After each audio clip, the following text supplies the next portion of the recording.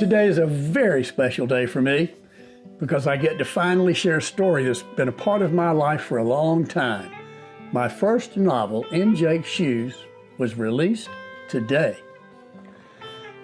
My journey with stories started a long time ago. I grew up in North Carolina in a family of educators, and my mother introduced me to such wonderful characters as Edgar Rice Burroughs' Tarzan, and those wonderful old Jack tales and Grimm's fairy tales. I loved horses and Walter Farley's Black Stallion books. When I was about 6 or 7 years old, I actually copied an entire picture book word for word just so I could feel what it was like to write one. A few years later, I tried writing my own story about a boy and his flying horse who slayed a many-eyed dragon. My more serious writing journey didn't really begin until much later, when several of what I guess you'd call life-impacting experiences helped shape it.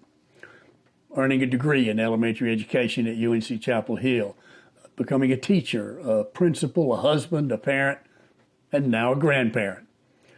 Those experiences helped me come to one simple realization. Children see the world very differently than adults do.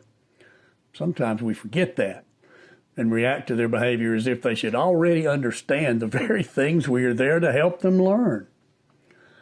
Another experience was a rather singular traumatic event in the early 1980s, the death of my mother.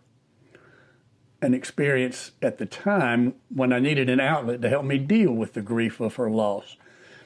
As a grown son, I tried to imagine what that experience might feel like for a child. So I wrote a series of letters as a young boy named Jake, dealing with his own life struggles.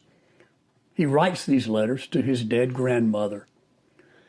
It was those life-impacting experiences of trying to understand the world through the eyes of children that slowly grew into a story, In Jake's Shoes. It's about a father and son who struggle to understand each other. After a difficult move to a new town, their relationship slowly becomes strained. The boy Jake feels misunderstood. His father, Marshall, misinterprets his behavior. Jake begins writing letters to someone he trusts, his grandmother, Gammy Gatt, in an effort to make sense of the world and the people around him. Years later, after Jake is killed during a brief deployment in Afghanistan, his father slips away from family and friends on Christmas Eve and hides in the attic. There, he discovers Jake's notebook of letters.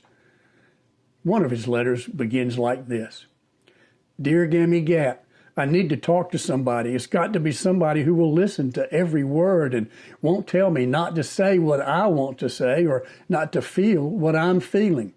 So I decided to write you a letter." For hours in that cold attic, Marshall reads them, and it changes everything.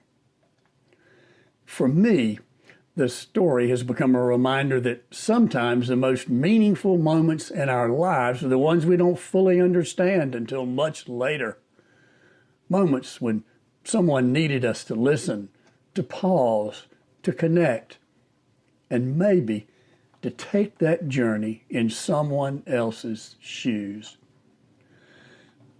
I want to thank you so much for joining me on this special day when In Jake's Shoes enters the world. It's such an exciting moment for me and my family.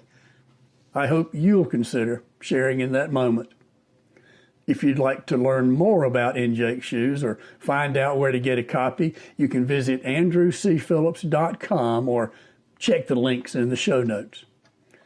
And if reflections like this resonate with you, that's exactly what this podcast is about.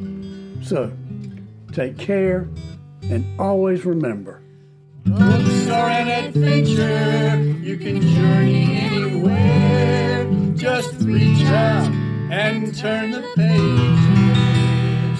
Begin to read and you're there.